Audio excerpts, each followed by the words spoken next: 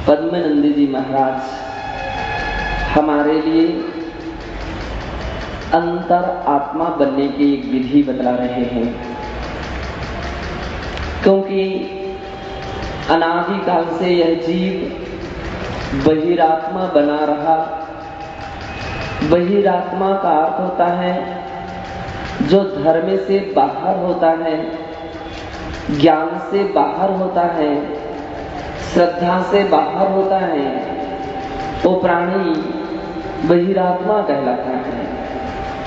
देह जीव को एक गिने बहिरात्म तत्व मुधा है। शरीर और आत्मा को एक मानने वाला बहिरात्मा होता है, वो नियम से शरीर और आत्मा को एक मान लेता है।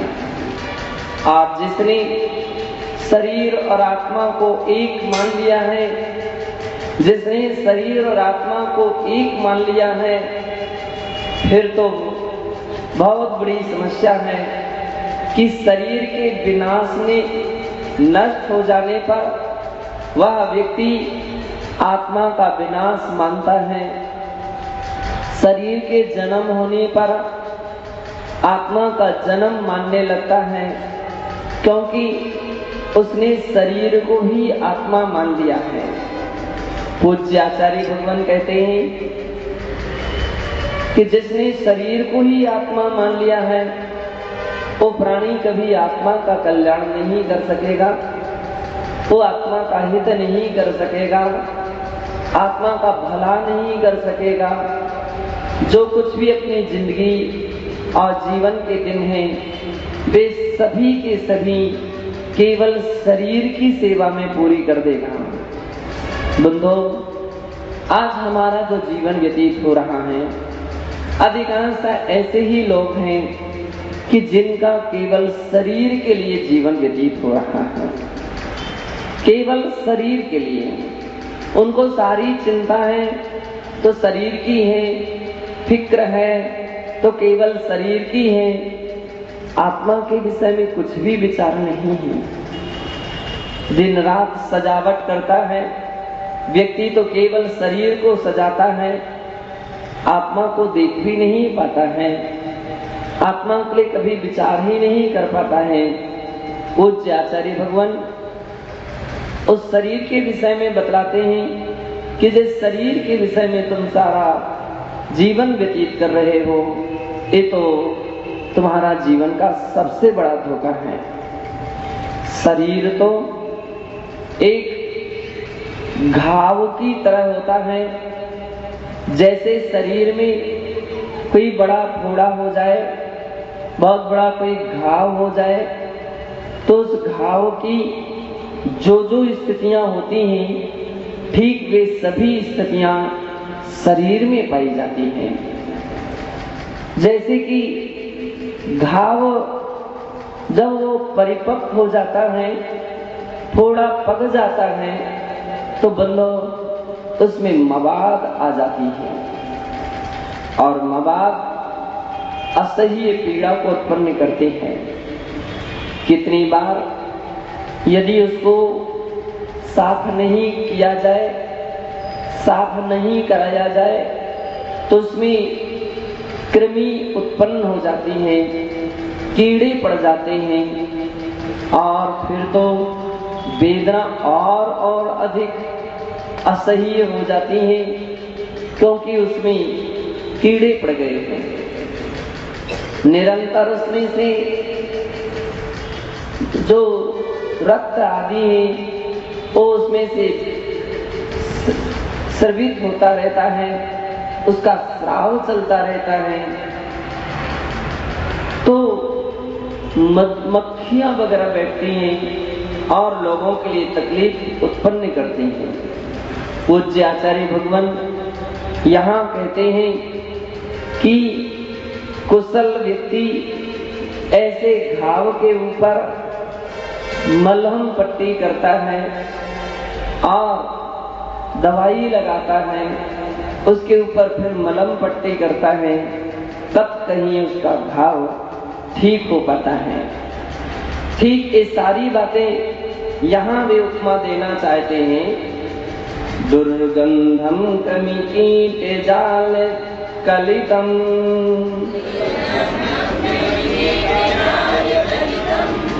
नित्यं स्रादूरसं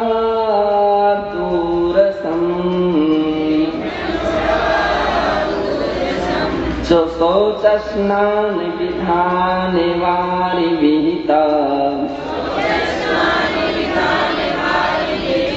प्रक्षालनं रुभृतं मानुष्यं वपुराहुरुन्नत विश्रियो नाड़ी वृणं भेषजम् तत्रान्नं वसनानि पट्टकमहो तत्रापि रागी जनः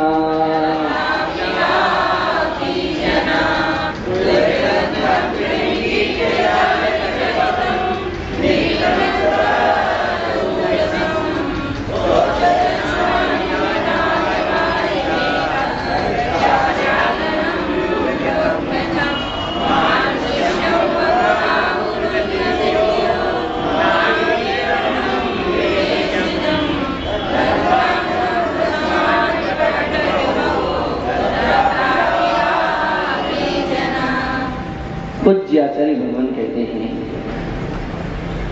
कि मनुष्य का यह देह, मनुष्य का यह शरीर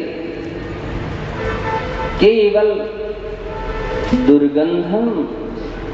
दुर्गंधता से भरा हुआ है, दुर्गंध का स्थान है। पूज्य आचार्य महाराज शरीर के स्वभाव का बार बार स्मरण कराते हैं कि शरीर दुर्गंधित है।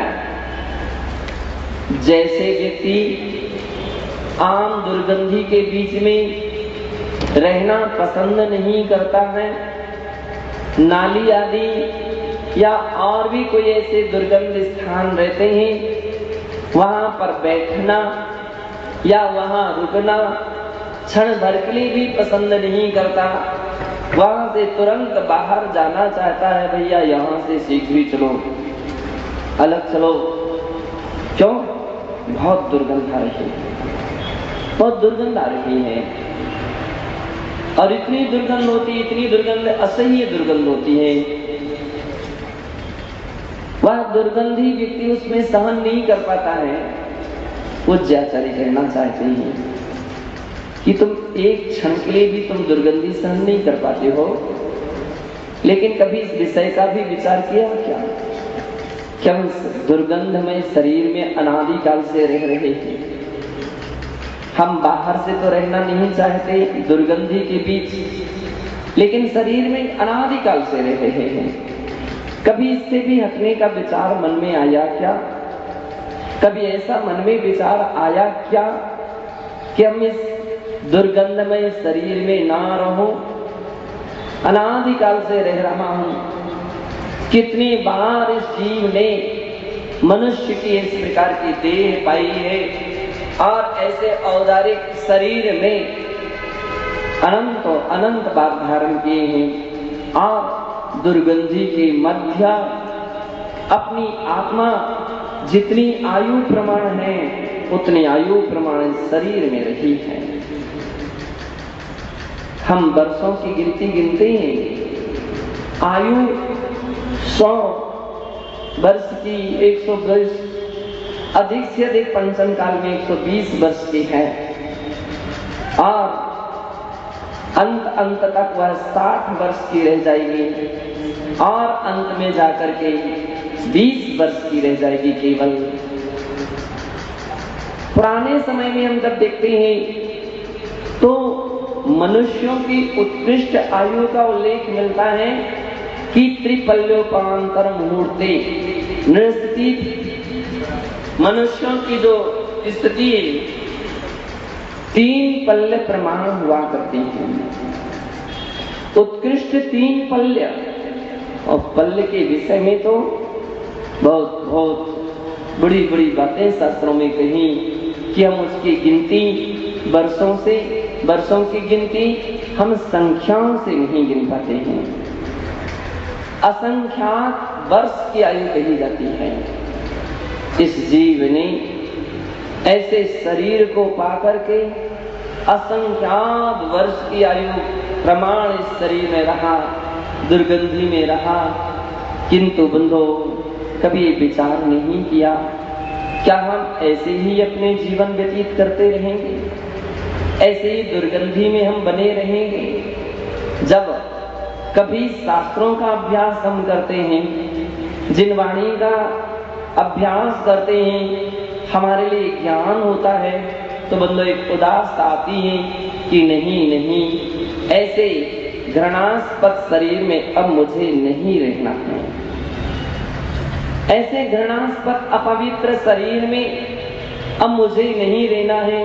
और जब इस प्रकार का ज्ञान होता है तो बंधो वह महापुरुष शरीर से अशरीरी की यात्रा करता है और अशरीरी अवस्था को प्राप्त कर लेता है। शरीर तो अपवित्र ही है, केवल अपवित्र है, दुर्गंधमय है। और कहते हैं कृमि कीट जाल कलितम, शरीर के अंदर में कृमि भरी हुई है। दो इंद्री ही नहीं, दो इंद्री, तीन इंद्री, चार इंद्री, असेनी पंचेंद्री, सेनी पंचेंद्री इत्यादि प्रकार के प्राणी सम्मूर्छन रूप में तो कितनी बार शरीर के अंदर में उत्पन्न हो रहे हैं और मृत्यु को प्राप्त हो रहे हैं। कितनी बार अपना औदारिक शरीर में ऐसे अनेक जीव उत्पन्न हो रहे हैं, मृत्यु को प्राप्त हो रहे हैं।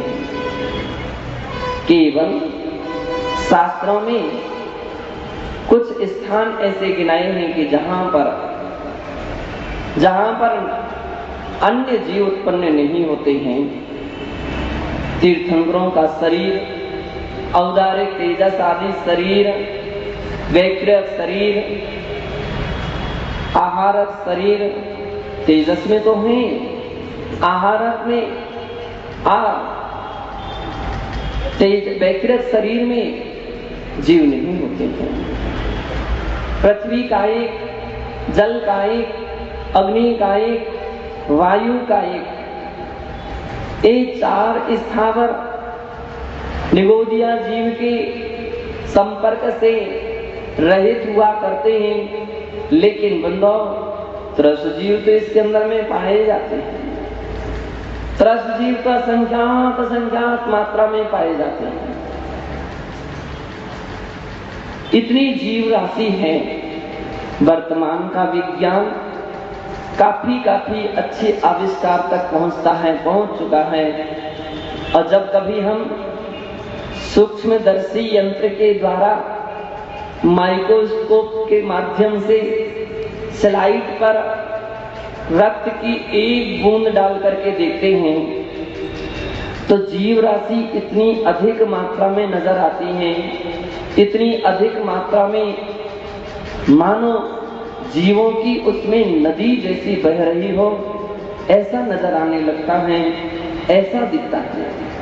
इतनी सारी एक बूंद के रक्त में खून जीव हैं, तो सोच लीजिए सारे शरीर में कितनी जीव राशि होगी, कितनी जीव राशि है। और ऐसे जीव राशि के मध्य यह आत्मा रहती है। संत जन ऐसा विचार करते ही बंदो शरीर से विरक्त हो जाते हैं, पुरुषार्थ करते हैं कि अब पुनः मुझे इस शरीर में जन्म ना लेना पड़े। इसलिए कह रहे हैं दुर्गंधम कृमि कीट जाल कलितम, कृमियों का समूह, कीटों का समूह इस शरीर के अंदर में असीम मात्रा में भरा हुआ है। नित्यम श्रवा दूरसम, और कहते हैं निरंतर दूरसम, जो हैं और विपरीत अर्थ में आता है, जिससे रस को दुर्रस ऐसा कह दिया जाए तो विकृत रस का नाम दुर्रस है। यह शरीर निरंतर निरंतर इन दुर्रसों को स्रावित कराता है। कल हम देख रहे थे कि आचार्य श्री पंडित जो दौलत राम जी ने छेड़ाला में कहा था कि नव द्वार बहे घिनघारी अस देह करे कि म्यारी। सारे शरीर के द्वार एकमात्र अपवित्र पदार्थों को बहा रहे हैं, अपवित्र पदार्थों को बहा रहे हैं। बंधो, वे संत विचार करते हैं कि धिक्कार हो मुझे, कैसे शरीर में रहना पड़ रहा है, ऐसे शरीर में रहना पड़ रहा है जहां से निरंतर निरंतर हर बार दुर्गंधी बहा रहे हैं। किसी की शरीर नाक आ जाए तो अपन को बड़ी घृणा होती है, वो गए क्या चेहरा दिखाता है, जा मुंह साफ करके आ। लेकिन ये नहीं सोचा है कि तो तेरे शरीर में पूरे के पूरे सब कुछ ऐसे ही पदार्थ भरे हुए हैं। बंधो, जैसे जैसे तत्व चिंतन में योगी उतरते हैं, शरीर से फिर ऐसी साधना करते हैं जो अशरीरी की ओर ले जाने वाली साधना होती हैं। पूज्य आचार्य कहते हैं क्योंकि शरीर जो है वो दुर्रसों से को बहाने वाला है। शौच स्नान विधान वारी विहिता प्रेक्षालनम रुभृतम। और व्यक्ति ऐसे शरीर को पवित्रता के सूचक स्नान को सिद्ध करने वाले जल से धोया जाता है। लोग रोज स्नान करते हैं कि हम पवित्र हो जाएंगे, हम शुद्ध हो जाएंगे। ये संभव है कि हमारे शास्त्रों में शुद्धि के विधान कहे गए हैं। यथा विधि और यथा शक्ति ही वह बाह्य शुद्धि हो सकती है। पूजा के अंदर में आप एक श्लोक जरूर पढ़ते हैं और वह पढ़ते हैं द्रव्यस्य शुद्धिमधिगम्य यथानुरूपम भावस्य शुद्धिमधिका मधिगन्तु कामः। यानी द्रव्य की शुद्धि की एक सीमा है, यथा संभव ही हो सकती है, यथा शक्ति ही हो सकती है, सर्वथा नहीं हो सकती है। यथा संभव और यथा शक्ति द्रव्य की शुद्धि तो होना ही चाहिए। भगवान का अभिषेक करने के पहले स्नान करना आवश्यक है। यदि कुछ खाया पिया है तो मुख शुद्धि करना आवश्यक है, हाथ धोना आवश्यक है। ये द्रव्य शुद्धि है। लेकिन बंधो, आखिर में इतना ही तो किया जा सकता है, स्नान किया जा सकता है, हाथ पैर धोए जा सकते हैं, कुल्ला किया जा सकता है। इसके अलावा अब शरीर के अंदर में जो कुछ है उसके लिए अलग नहीं किया जा सकता है, वह संभव नहीं है। इसलिए आचार्य ने कहा कि द्रव्यस्य शुद्धिमधिगम्य यथानुरूपम। यथानुरूप जितनी संभव है, जितनी शक्ति है, उतनी द्रव्य शुद्धि करना चाहिए। और भावस्य शुद्धिमधिगा मधिगन्तु कामः। भाव की शुद्धि अधिक से अधिक करना चाहिए, उसकी कोई सीमा नहीं है। द्रव्य शुद्धि की सीमा है। तो पूजा करते समय, पूजा करने के पहले, अभिषेक करने के पहले अथवा साधुओं के लिए आहार दान आदि देने अपन जब आते हैं तो सबके पहले स्नान करके आते हैं। अब स्नान भी अनेक प्रकार के होते हैं, अलग अलग प्रकार के स्नान होते हैं, लेकिन उसमें जल से श्रावकों के लिए सिरसा स्नान करने के लिए ही स्नान माना गया है कि जल के साथ शुद्ध प्राशुद्ध जो जल है उसके द्वारा जो सिर से उसने स्नान किया है वही पूर्णतः अभिषेक और आहार दान के लिए योग्य माना गया है। बाकी अन्य स्नान, कटी स्नान होता है, गर्दन स्नान होता है और घोंटू पाद स्नान होता है, घोंटू है ना, पेड़ू स्नान होता है। आयुर्वेदिक ग्रंथ में इस प्रकार से और भी स्नान के भेद कहे गए हैं। कटी स्नान कमर तक स्नान करना, गर्दन स्नान केवल गर्दन तक, सिर नहीं धोते हैं, गर्दन तक स्नान करना। कोई पाद स्नान खाली पैरों को धो लेता है। ये सब अलग अलग रोगों के आधार से वहां ऐसे स्नानों का वर्णन है। लेकिन बंदो, अभिषेक पूजन के समय गृहस्थों के लिए शीर्षाह स्नान का उल्लेख है। उसको सिर से स्नान करना चाहिए, तभी वो पवित्र हो सकता है, अभिषेक करने का पात्र हो सकता है, पूजा करने आदि का पात्र हो सकता है। यद्यपि पारमार्थिक स्नानों में भी एक तो जल स्नान, दूसरा साधुओं के लिए कहा गया कि उनके लिए भी स्नान आवश्यक है। तो कौन सा? उन्होंने कहा धूप स्नान। साधुजन स्नान करते हैं, धूप स्नान, वायु स्नान और इसके बाद मंत्र स्नान, एक साधुओं के स्नान हुआ करते हैं। तब कहीं वह ऐसे पवित्र कार्यों को करने में सक्षम हुआ करते हैं। लेकिन अगर गृहस्थ बिना स्नान की केवल धूप स्नान, मंत्र स्नान करना चाहे तो आचार्य कहते हैं आपका स्नान परिपूर्ण रूपेणे नहीं माना जाएगा। द्रव्य स्नान के बिना अथवा जल स्नान के बिना किया गया गृहस्थों का मंत्र स्नान वह शुद्धि को परिपूर्ण नहीं कर सकता है, अधूरा ही रह जाता है। इसलिए प्रथम अवस्था में उसको जल स्नान करना आवश्यक होता है। इसके बाद पंडित जी जो लोग होते हैं, प्रतिष्ठाचारी होते हैं, सकलीकरण क्रिया कराते समय फिर उसके लिए मंत्र स्नान भी कराते हैं। आपके यहाँ पंडित जी श्री सनत कुमार जी बैठे हैं, कई बार विधान कराते हैं तो फिर कहते हैं हाँ जल से शुद्धि कीजिए, अब कर शुद्धि कीजिए, वस्त्र शुद्धि कीजिए और बर्तन शुद्धि कीजिए, द्रव्य शुद्धि कीजिए। तो इस प्रकार से वो मंत्रों के द्वारा, लेकिन वही व्यक्ति मंत्र स्नान कर सकता है जो जल स्नान करके आया है। जो जल स्नान करके नहीं आया उसके लिए आवश्यक नहीं माना जाता है। पूज्य आचार्य भगवान यहाँ ये बतलाना चाहते हैं कि इस प्रकार से शरीर को रोज रोज व्यक्ति स्नान कराते हैं, धोते हैं, फिर भी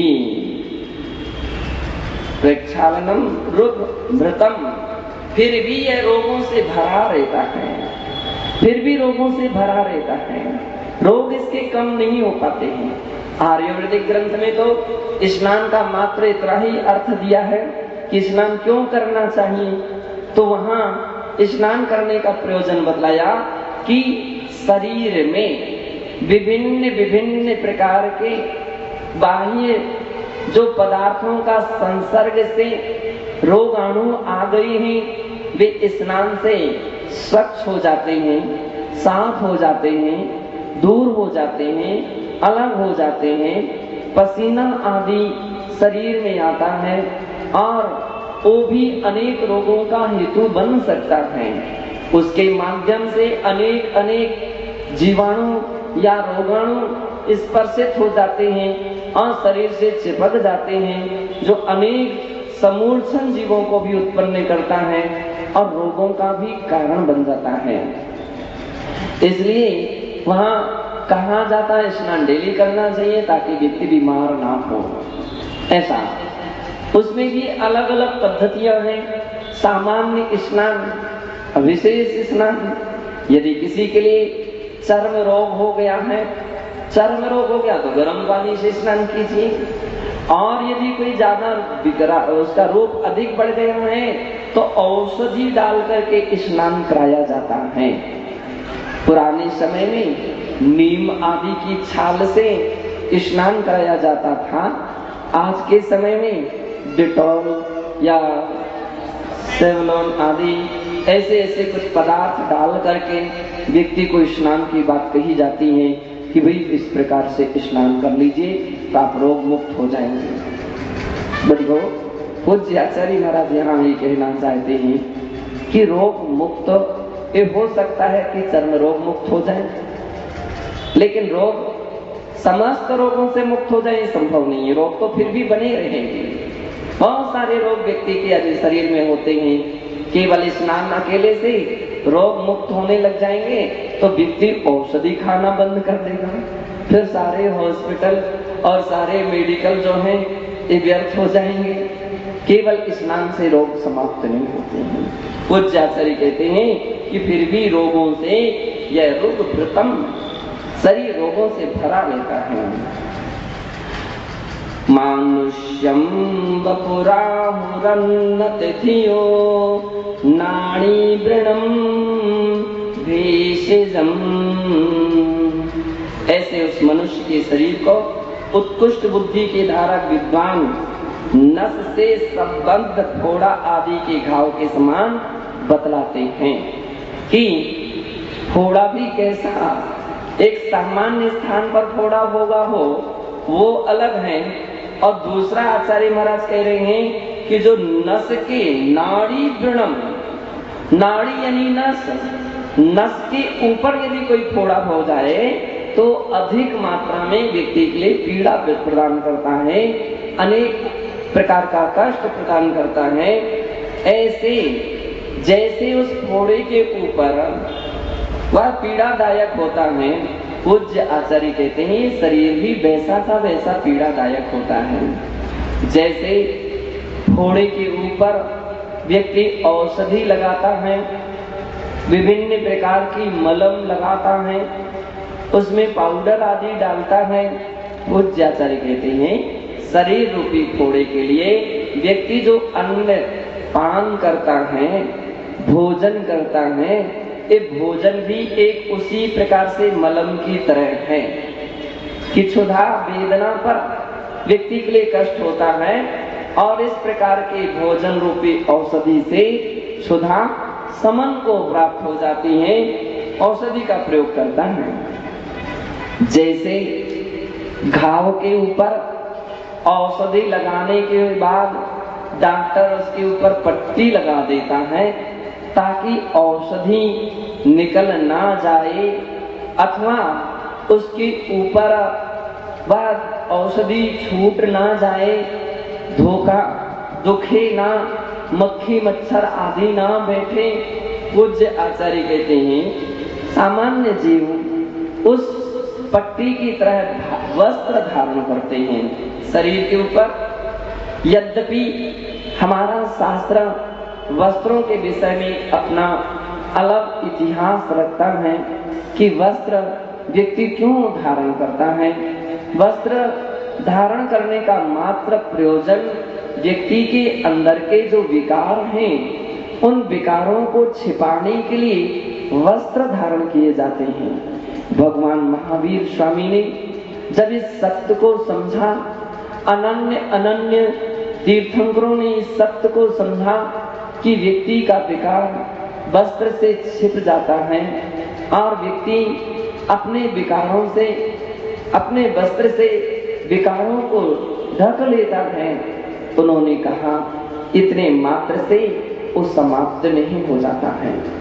विकार अंतर आत्मा से उत्पन्न होता है, इसलिए इलाज अंतर आत्मा पर होना चाहिए। और यदि जिसके मन का विकार निकल गया है, मन के विकार का इलाज हो गया है, फिर उन्हें संन्यास की भूमिका में साधु बनने के लिए वस्त्र की फिर कोई आवश्यकता नहीं रह जाती है, क्योंकि वे इतने पवित्र हो जाते हैं, मन भी उनका पवित्र हो गया और उनका तन भी पवित्र हो गया।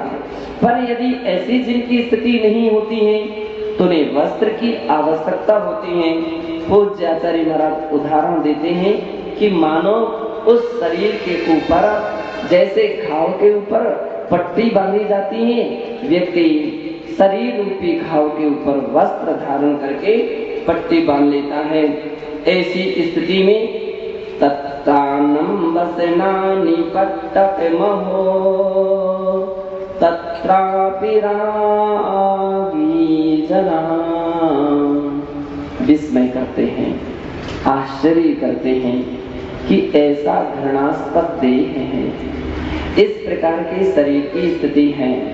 फिर भी आश्चर्य है कि व्यक्ति के लिए वही पसंद आता है और उसी में रुचि रखता है, उसी में ही राग रखता है, उससे विरक्त होने की कभी विचार नहीं कर पाता है। ये उसके अनादि काल के मानो खोटे संस्कारों का ही परिणाम है। एक बार की बात थी, एक राज परिवार में कोई प्रोग्राम हुआ, अन्य जगह से बड़े बड़े राजाओं के लिए आमंत्रित किया गया और उन राजाओं को आमंत्रित किया गया। उनके स्वागत और उनके सम्मान में फूलों की सेज बनाई गई, उनके स्थानों पर फूलों के आसन बनाए गए, फूलों की सैया बनाई गई। बंधु बतलाते हैं कि बनाने के समय एक जैसे तैसे ढीवर आ गया। ढीवर उसे बोलते हैं जो मछलियों को पकड़ते हैं, मारते हैं और उनका व्यापार करते हैं। ऐसे वो जो ढीवर था वह उस सैया के पास एक बार आ गया। योग ऐसा बैठा कि थका हुआ था, उसको विश्राम लेना था। बंधु लोगों ने कहा कि यहाँ ही पास में विश्राम ले लीजिए। वो रात्रि में शयन करता है लेकिन उसको नींद नहीं आती है, बार बार करवट बदलता, बड़ा परेशान हो जाता। उसके साथियों ने पूछा, बात क्या है? तू दिन भर का थक गया था, तब तो कम से कम नींद आना चाहिए थी, इतना काम किया फिर भी तुझे नींद क्यों नहीं आ रही है? किसी माली ने पूछा कि तुझे नींद क्यों नहीं आ रही है? यहाँ तो खूब अच्छा शीतलता है फूलों की और सुगंधी भी बहुत अच्छी आ रही है फूलों की, तुझे नींद आना चाहिए। बोले यही तो मेरी नींद हराम का कारण बन गई है, मेरी वो टोकनी मंगवा दीजिए, टोकनी अपने सिर के पास रख लूंगा तो मुझे नींद आ जाएगी।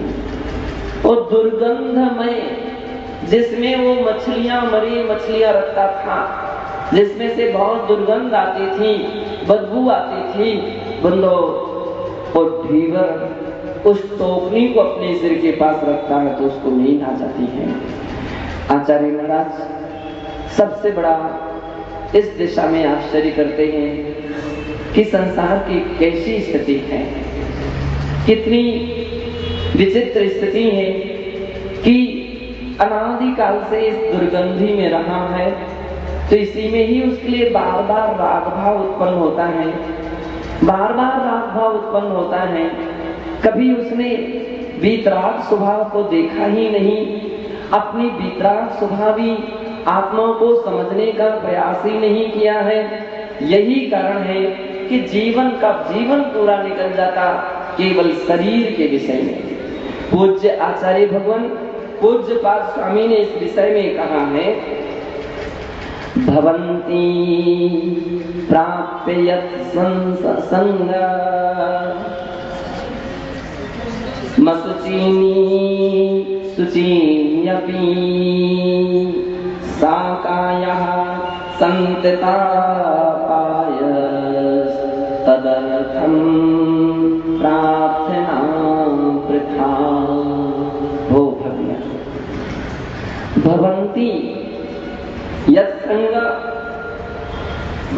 संति प्राप्ति यस्संग, जिसके संग को पाकर के शुचिनी असुचिनी मसुचिनी शुचिन्यपि, अशुचि जो शुचि यानी पवित्र पदार्थ होते हैं वे भी उसके संसर्ग से अपवित्र हो जाते हैं। सा काया, वह काया यानी वह शरीर, संतता पाया, सदैव सदैव अपाय का कारण है, अपाय रूप हुआ करती हैं, विनष्ट होती हैं।